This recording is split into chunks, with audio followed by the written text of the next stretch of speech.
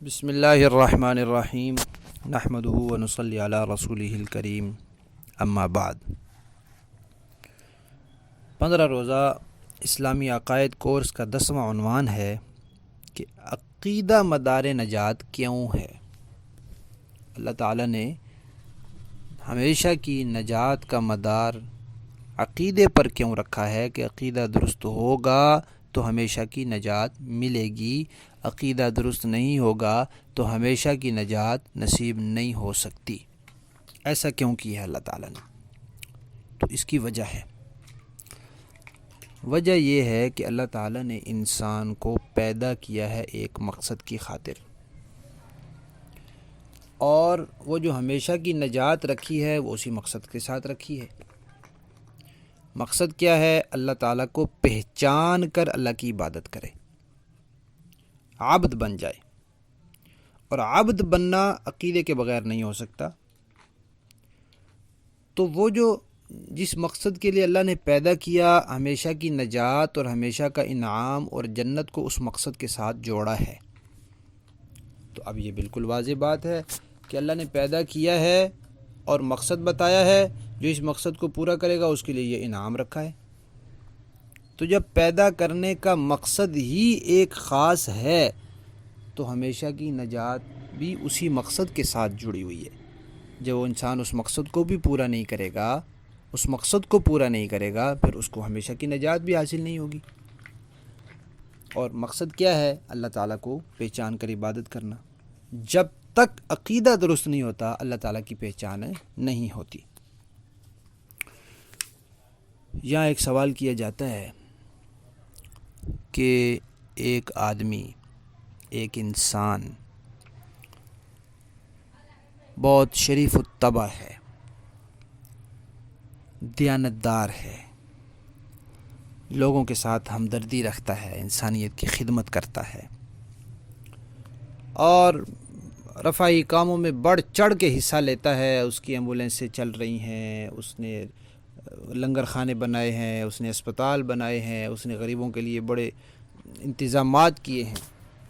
یہ سارے کام اس نے کیے، اللہ کی مخلوق کو اسے اتنا فائدہ پہنچا، لیکن وہ خود آخرت میں ہمیشہ کے لیے دوزخ میں رہے گا۔ یہ کیا بات ہوئی؟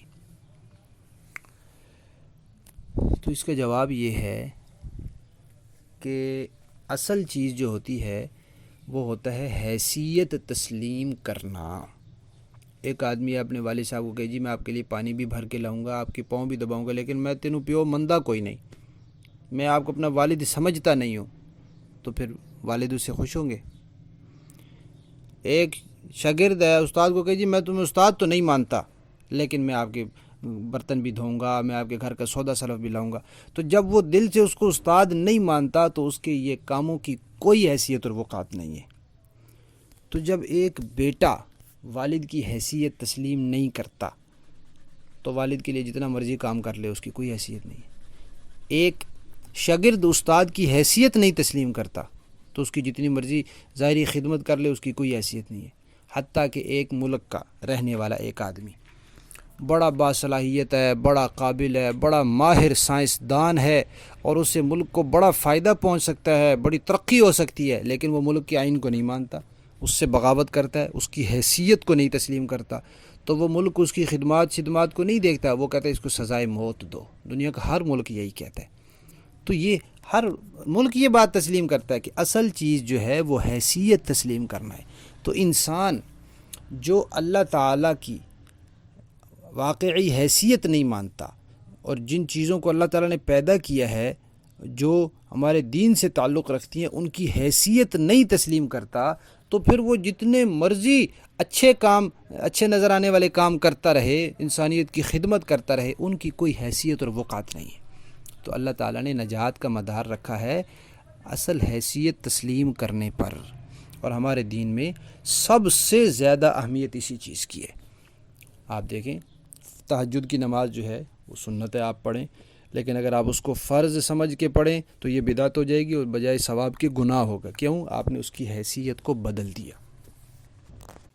ایک کام حرام اور ناجائز ہے، اگر انسان وہ کرتا ہے اس کو گناہ ہوتا ہے، لیکن اگر اس کو حلال سمجھ کے کرے گا انسان کافر ہو جائے گا۔ کیوں؟ حیثیت کو بدل دیا۔ تو شریعت کے اندر سب سے بڑا جرم یہ ہے کہ کسی چیز کی حیثیت کو بدل. بدعت کیا ہوتی ہے؟ یہی ہوتی ہے کہ ایک چیز کو شریعت نے عبادت نہیں کہا، اس کو انسان عبادت سمجھ کے کر رہا ہوتا ہے. شریعت نے اس کو نیکی نہیں کہا، یہ اس کو نیکی سمجھ کے کر رہا ہوتا ہے. شریعت نے اس کو مستحب نہیں کہا، یہ اس کو مستحب سمجھ کے کر رہا ہوتا ہے. یہی تو بدعت ہے.